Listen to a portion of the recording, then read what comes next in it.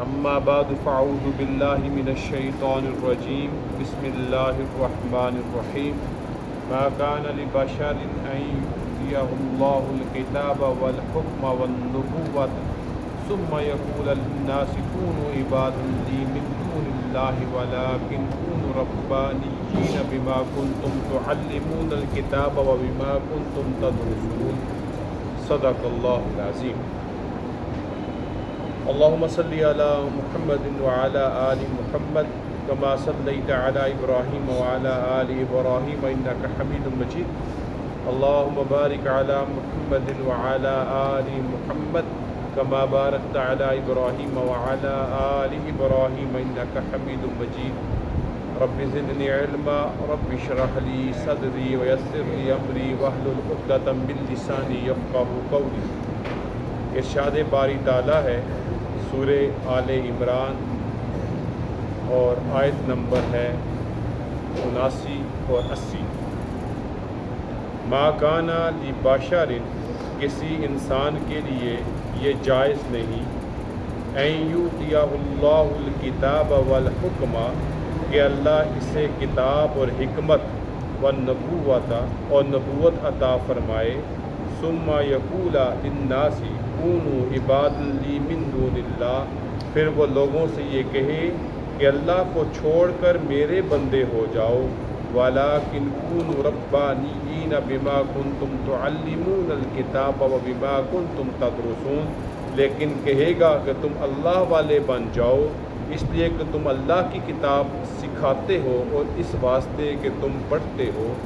وَلَا يَأْمُرَكُمْ اور یہ بھی جائز نہیں ان تتخذوا الملائکۃ والنبیین اربابا کہ تمہیں وہ حکم کرے کہ تم فرشتوں اور نبیوں کو رب بنا لو.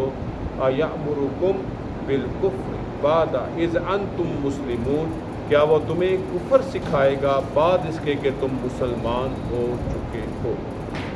یہ دو آیات مبارکہ ہیں اور ان دو آیات کا خاص پس منظر ہے اور ایک تناظر وجہ ہے ان دو آیات کی جو اللہ رب العزت نے نازل فرمائی.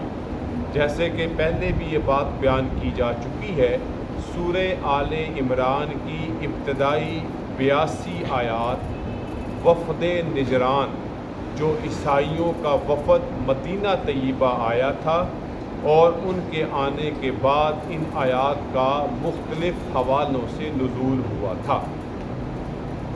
بات اس طرح سے ہے جب وفد نجران کے ہر سوال ہر اعتراض کا نبی اکرم صلی اللہ علیہ وسلم نے شافی و وافی جواب فرما دیا اور ان سے بھی کچھ سوال بحث و مباحثہ میں کر لیے یہاں تک کہ بات مباہلہ تک پہنچ گئی اور وفد نجران ہر طرح سے چاروں شانے چت ہو گیا اور ان کی زبانوں پہ تالے لگ گئے.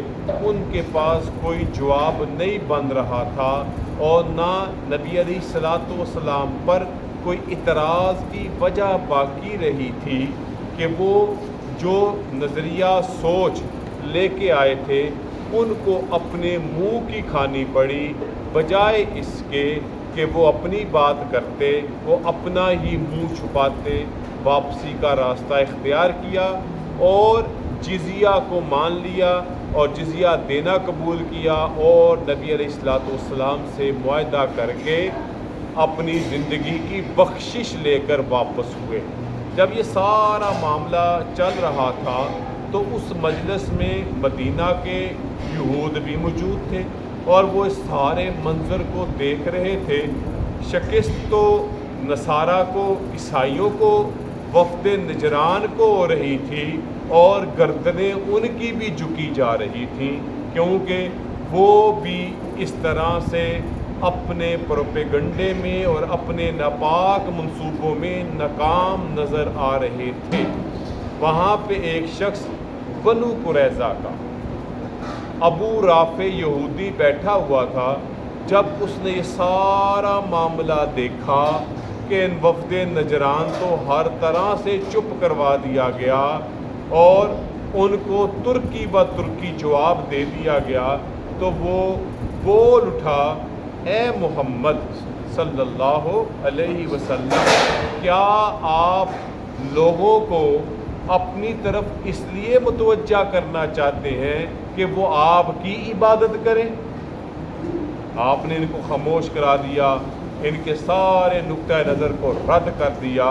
کیا آپ اپنے ماننے والوں کو اس طرف لانا چاہتے ہیں کہ وہ آپ کی عبادت کریں؟ اللہ رب العزت کو یہ طعنہ، یہ اعتراض ابو رافع یہودی کا پسند نہیں آیا۔ اللہ تعالیٰ نے آسمانوں سے جواب اتارا، ما کان لبشر ان یؤتیہ اللہ الکتاب والحکم والنبوۃ ثم یقول للناس کونوا عبادا من دون اللہ۔ کسی بشر کے لیے جائز نہیں، انسان کے لیے جائز نہیں کہ اللہ تعالیٰ اس کو کتاب بھی دے، حکمت بھی دے اور نبوت بھی عطا فرمائے۔ یہاں پر توجہ کریں کہ اللہ تعالیٰ نے جتنے بھی انبیاء نہیں کہ اللہ تعالیٰ اس کو کتاب بھی دے، حکمت بھی دے اور نبوت بھی عطا فرمائے۔ یہاں پر توجہ کریں کہ اللہ تعالیٰ نے جتنے بھی انبیاء بھیجے وہ سارے کے سارے انسان تھے، لیکن اس درجے کے انسان تھے کہ ہم جیسے انسانوں سے بہت ہی اعلیٰ و ارفع اور مختلف تھے۔ تو آپ کے اللہ کیا فرما رہے ہیں؟ کسی انسان کے لیے جائز نہیں کہ اللہ اس کو کتاب دے۔ کون مراد کتاب سے؟ اللہ کی کتاب قرآن مجید، والحکمہ، حکمت دے، جیسے کہ بیان ہوا حکمت سے مراد نبی علیہ السلام کے فرمودات ہیں، جوامع الکلم ہیں، والنبوہ، اور آپ کو نبوت جیسی عطا کی گئی۔ اور اس کے بعد سچا پکا اللہ کا بھیجا ہوا پیغمبر ہو، اور وہ پھر ثم یقول للناس کونوا عبادا لی من دون اللہ، پھر وہ لوگوں سے یہ کہے کہ تم اللہ کو چھوڑ کر میرے بندے بن جاؤ، اللہ کو چھوڑ کر میری عبادت کرو، اللہ کو چھوڑ کر میرے سامنے سجدہ ریز ہو جاؤ۔ ہرگز ہرگز ہرگز ایسا نہیں ہو سکتا۔ وہ تو ہوتا ہی اللہ کا نمائندہ ہے، وہ تو ہوتا ہی اللہ کا بھیجا ہوا ہے، اور نبی اور رسول کس طرح اللہ سے بغاوت کر سکتے ہیں؟ یہ ناممکنات میں سے ہے۔ وَلَٰكِنْ كُونُوا رَبَّانِيِّينَ بِمَا كُنْتُمْ تُعَلِّمُونَ الْكِتَابَ وَبِمَا كُنْتُمْ تَدْرُسُونَ۔ ان کا کام کیا ہوتا ہے؟ لیکن وہ کہے گا، وہ اللہ کا بھیجا ہوا پیغمبر رسول یہ کہے گا کہ تم نے بننا ہے تو اللہ والا ہی بننا ہے۔ تم نے اگر اپنی پہچان بنانی ہے تو ربانی کی پہچان بنانی ہے کہ تم اللہ والے ہو جاؤ، اس لیے کہ تم اللہ کی کتاب سکھاتے ہو، یعنی کہ تم اللہ کی کتاب کو پڑھنے والے ہو، اس کو تدریس کرنے والے ہو، سکھانے والے ہو۔ وَبِمَا كُنْتُمْ تَدْرُسُونَ، اس واسطے کہ تم اس کو پڑھتے ہو۔ اس کا اشارہ انبیاء کی طرف بھی ہو سکتا ہے، عام ماننے والوں کی طرف بھی، کہ ہو ہی نہیں سکتا جو تعلیم کتاب اور تدریس کتاب کرتا ہو اور وہ اللہ والا نہ ہو۔ وہ اللہ والا ہی ہوگا، اور اللہ کے علاوہ کسی کی عبادت کی تعلیم بھی نہیں دے گا۔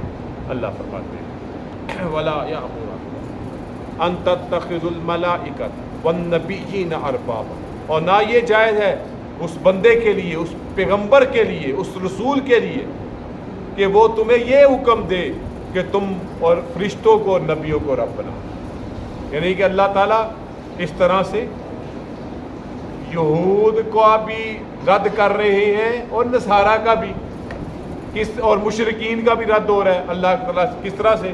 کیونکہ فرشتوں کو مکہ والے اللہ کی بیٹیاں کہتے ہیں، اور اہل یونان فرشتوں کی عبادت کرتے تھے، اور عیسائی حضرت جبرائیل کو اللہ خداؤں میں سے ایک خدا مانتے تھے، اور نبیوں کو رب بنا لو۔ یہ پیغمبر کبھی ایسی تعلیم نہیں دیں گے، کیونکہ قوم یہود نے اس طرح کی حرکت کی، یا قوم نصارہ نے عیسیٰ علیہ السلام کو خداؤں میں سے خدا بنا لیا، یا رب کا ایک جز بنا لیا۔ اللہ فرماتے ہیں کبھی بھی پیغمبر اور رسول، چاہے حضرت عیسیٰ علیہ السلام ہی کیوں نہ ہو، موسیٰ علیہ السلام ہی کیوں نہ ہو، حضرت عزیر علیہ السلام ہی کیوں نہ ہو، حتیٰ کہ امام الانبیاء خاتم النبیین سرکار دو عالم صلی اللہ علیہ وسلم ہی کیوں نہ ہو، نہ وہ اپنی عبادت کرواتے ہیں، نہ وہ فرشتوں کی عبادت کرواتے ہیں، اور نہ وہ نبیوں کو رب کا کہلاتے ہیں۔ وہ صرف کہتے ہیں اللہ ہی ہے جو رب ارشاد باری کا اَیَأْمُرُکُم بِالْکُفْرِ، کیا وہ تمہیں کفر سکھائے گا؟ چاہے وہ اللہ کے پیغمبر صلی اللہ علیہ وسلم ہوں یا باقی انبیاء ہوں۔ بعد اذ انتم مسلمون، اس کے بعد کہ جب تم مسلمان ہو چکے، جب اس نے اللہ کی وحدانیت کا اور نبی کریم صلی اللہ علیہ وسلم نے اپنی رسالت کا کلمہ پڑھا دیا ہے اور تمہیں سلامتی والے دین میں داخل کر لیا ہے، تو پھر کس طرح ممکن ہے کہ وہ پیغمبر وہ رسول تمہیں سلامتی والے دین سے دور کر کے کفر کے راستے پہ چلائے؟ یہ ممکن ہی نہیں ہے۔ تو یہ دو آیات آج کے درس میں اس بات اور اس نقطہ نظر کا اور ابو رافع یہودی کا جواب تھا، جس نے کہا اے محمد صلی اللہ علیہ وسلم، کیا تم ہمیں اپنی عبادت کی طرف متوجہ کرنا چاہتے ہو؟ اللہ نے فرمایا نبی کے لیے مناسب ہی نہیں ہے کہ وہ اللہ کو چھوڑ کر اپنی فرشتوں کی یا دیگر انبیاء کی عبادت کروائے۔ کیوں؟ اس نے جب اسلام کا راستہ دکھلا دیا، اس کے بعد وہ کبھی بھی کفر کا حکم اور کفر کے راستے کی تمہیں تلقین نہیں کرے گا۔ اللہ تعالیٰ ہم سب پر اپنا کرم و فضل فرمائے۔ وآخر دعوانا الحمدللہ رب العالمین، الحمدللہ رب العالمین، والصلاۃ والسلام علی رسولہ الکریم۔ ربنا آتنا فی الدنیا حسنۃ وفی الآخرۃ حسنۃ وقنا عذاب النار۔ ربنا اغفر لنا وارحمنا وانت مولانا فانصرنا على القوم الكافرين۔ اللهم انا نسألك العفو والعافية في الدين والدنيا والآخرة، وصلى الله تعالى على خير خلقه محمد